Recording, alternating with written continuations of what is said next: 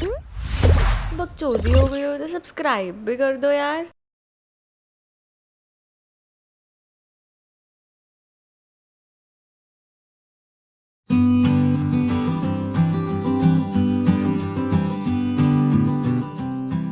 हाँ तो भैया लौट आया है जटायु यूएनई टॉक्स के एपिसोड 2 के साथ। और आज हम बात करने वाले हैं हमारे बहुत पैसा कमाने वाले एलुमनाई से कि बहुत बढ़िया बढ़िया जगह जो बैठे हुए हैं और उनसे जानेंगे कि कैसा रहा उनका कॉलेज एक्सपीरियंस, ताकि हम भी कुछ सीख पाएँ। आपका कॉलेज के गेट के अंदर घुसने का एक्सपीरियंस और आपके पहले बैकलॉग का एक्सपीरियंस आप कैसे डिफाइन करेंगे अपने शब्दों में? तो देहरादून से हूँ मैं, लोकलाइट। फर्स्ट टाइम जब मैं गया था फॉर्म लेने के लिए गया था, एडमिशन फॉर्म लेने की, 2013 की बात है। तो मैं और मेरे दोस्त हम लोग निकले एक्टिवा पे, दो मस्ताने चले जिंदगी बनाने। हम निकले, पहली बार इतना दूर गए थे हम लोग। शहर से भी बहुत दूर है, मैं तो शहर में रहता हूँ, बहुत दूर है, 20-21 किलोमीटर। तो हम लोग गए स्कूटी में, पौंधा तक पहुंचे। हमने कहा यार गलत आ गए, पूछते हैं किसी से। तो हमने पूछा कि भाई यूपीएस कहाँ है, यूपीएस कहाँ है। तो पौंधा में वो गांव वाले बैठे होते थे, वो ऐसे पर उन्होंने हमें ऊपर से नीचे तक देखा है, शाम के समय के। चला जा भोसड़ी के आगे हम चले गए, हम चलते गए यार, कंडोली क्रॉस हो गया। मैंने कहा यार आ ही नहीं रहा, यूनिवर्सिटी नहीं आ रही। 2000 years later. हमने भाई जैसे जैसे हम लोग पहुंचे, और पहला तो वही रिएक्शन तो वही रहता है जैसे सब लोगों का होता है कि oh my God what a beauty. मैंने कॉलेज एंट्री किया तो मेरे से ज्यादा तो मेरे पेरेंट्स चौंक गए थे। टाई पहनते थे पहले। बैग का अगर मैं बताऊं तो भाई मेरे 4 साल में बैग नहीं आई है। पहली बार गेट के अंदर घुसी, मुझे लगा कि मैं कहाँ आ गई। अभी तो स्कूल से निकली थी, अभी स्कूल में आ गई। क्योंकि जो यूनिफॉर्म का सीन था वो तो बहुत ही मतलब मेरे को टेकन अबैक हो गया। तो मैंने कहा भाई कहाँ आ गई यार, सब कैसे लोग हैं, सब यूनिफॉर्म में घूम रहे हैं, बताओ। यही दिन देखना था और कोई ऑप्शन भी नहीं है ना, तो समझौता कर लो फिर चुपचाप। बैकलॉग मेरी इसलिए नहीं है क्योंकि मैं बहुत बड़ी फट्टू हूँ। मैं कभी भी सारे बिना पेपर सारे देखे जाती नहीं घर।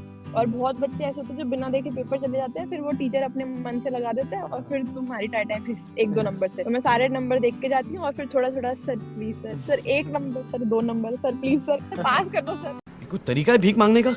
This is going to be a professional life after. This will be the last phase of my studies. So that was the excitement कि ये last है भाई, enjoy करना है पूरा. And you know you have that mindset of college कि भाई जाकर कुछ नाम कमाना है. That was my first day. And रही बात बैग की तो वो काफी डिप्रेसिंग था वो पहली बैग। और वो जो 20 नंबर आए थे मेरे मैथ्स में, उस दिन रोया था अपने पिताजी को फोन करके। मैंने कहा पापा मुझसे नहीं हो पाएगा ये।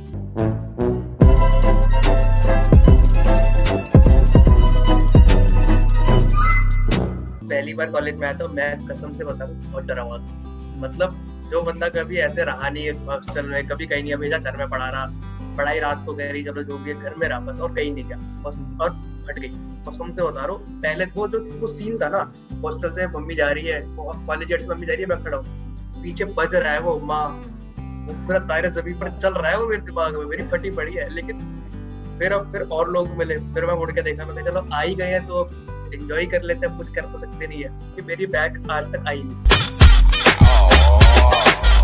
हमारे टाइम की जो बैग थी वो बैग थी, जो आजकल हो रही है वो बैग नहीं है। First bag was really awesome. तुम देहरादून का सबसे बेस्ट मौसम देख पाओगे फर्स्ट बैग के दौरान। जुलाई का महीना जो होता है सबसे खूबसूरत होता है उस टाइम पे। मेरा बैकलॉग आज तक कभी नहीं आया है कॉलेज में, ना कभी डिबार हुआ हूँ, ना कभी बैकलॉग हुआ है। तो आपका एक्सपीरियंस कैसा रहा, मतलब पहली बार सीनियर्स से मिलने का, इंटरेक्ट करने का, और वो एक्सपीरियंस जब आप सीनियर बन गए कि भैया अब तो हम सीनियर हैं, अब हम सर या मैम हैं? अच्छी बात बोली, आपको अच्छी लगी। सीनियर से इंटरेक्शन के साथ वो होता है ना, पहला बैच आता है तो उसके सीनियर्स आते हैं, एक बैच सीनियर होते हैं तुमसे, तो वो आते हैं, वो पूरा सेशन होता है। तो ओवर कॉन्फिडेंट, ओवर स्मार्ट, तो आई वाज लाइक कि यार शिट मेरी बारी क्यों नहीं आ रही है यार, मैं तो फाड़ दूंगा जाके, मेरे को मौका चाहिए, मेरे को जाना है, मेरे को जाना। तो मैं गया वहाँ पे, तो उसमें क्या इसको बुलाओ यार, चल्ला मचा रहे, आजा तू आजा बताते हैं। मेरे को बुला लिया, अब मैं वहाँ पे खड़ा हूँ, वहाँ पे तो क्वेश्चन पूछा, तो हमने एक सिंगल है आप? हाँ। तो मैं तो अकेला हूँ, बस किसी की तलाश में। मैंने कहा ओ बहुत ज्यादा ऐसे डायलॉगबाजी मत करो, जाके बैठो, तुमसे ना हो पाएगा। बात ऐसी है कि मैं सीनियर्स से कभी मिली नहीं, सीनियर्स मेरे से मिलते थे। फर्स्ट ईयर से ही ऐसा चलन है, तो सीनियर्स मेरे से मिलते हैं तो अच्छी तरह मिलते हैं, मतलब ज्यादा अपने ऐसे एकदम कंपोज्ड रहते हैं, ज्यादा ऐसे हाइप नहीं मचाते, कि काम रहते हैं मुझे देख के, ऐसा नहीं कि ओह माय गॉड ऐसा कुछ नहीं होता। कुछ सीनियर्स बहुत फॉर्मल होते हैं कि भाई बोलते हैं कि हम इनफॉर्मल रहो, मस्त रहो, चिल रहो, बट फिर उसके बाद जब उनको सर मैम नहीं बोलो तो फिर चिढ़ जाते हैं। जिसका जो भी सीनियर जूनियर के साथ जो भी एक्सपीरियंस है वो खुद ही एक्सपीरियंस करो, किसी के बोलने से कुछ नहीं होता। I had a very good bond with them. All of them are I'm still in touch with many of them, and we're in good terms. We like talk often, and like it's like a brother relationship. It is nowhere senior junior relationship. It is like a brother relationship. When I became a senior, so I fulfilled my responsibility as a senior, and I have always supported my juniors and guided them through. जो पहला encounter था senior के साथ वो ये था कि मैं फर्स्ट ईयर में पेप का पहला दिन, और हमें एक टास्क दिया गया कि आप 2 लोग जाइए और लड़कियों से फोटो खिंचवा के, लड़कियों के साथ, वो कोई भी हो सकती है, ठीक है। तो हम गए फोटो खिंचवा के आ गए वापस, और वो लड़की को कसम से बता रहा हूँ बहुत सुंदर थी। तो फिर जब वापस जाते हुए ना मैंने उसको स्माइल पास कर दी, पता लगा उसका बॉयफ्रेंड था 3rd ईयर का। उसने मेरे को घूर दिया बहुत गंदा। मैं बिल्कुल पहला दिन है मेरा, को कुछ नहीं पता, मैं डर गया, मैंने कुछ नहीं बोला, कोई बात नहीं, ये तो मेरा पहला एनकाउंटर था। उसने कुछ बोला नहीं, आगे बोला मेरी फट गई। भोसड़ी वालों को जिंदा पकड़ना है। सीनियर ने जैसे हमें रखा, हमने अपने जूनियर्स को वैसे रखा। यार एक थाली पे खाना खाया यार हम लोगों ने। लोग ये समझते हैं कि सिर्फ एक, अगर मैं आपसे एज में बड़ा हूं तो आपको मुझे रिस्पेक्ट करनी ही पड़ेगी, वो जरूरी नहीं है। बाबा बहुत ज्यादा एकदम दिल उफाने मारता है जब आपके नाम के आगे सर लग जाता है, ठीक है, और जूनियर आपको सर सर कह के बुलाते हैं, ठीक है। तो हमारे टाइम पे ये था कि हम हमारे जितने सीनियर हैं, ठीक है, और उन लोगों ने ना अनजाने में ही सही मगर पर्सनालिटी में बहुत ज्यादा योगदान दिया है। आज जो हम जैसे यहाँ बैठे हुए हैं, ठीक है, उन्होंने बहुत ज्यादा योगदान दिया। उनकी गालियों ने, उनके बड़े बहुत प्यार भरे कमेंट्स में, ठीक है।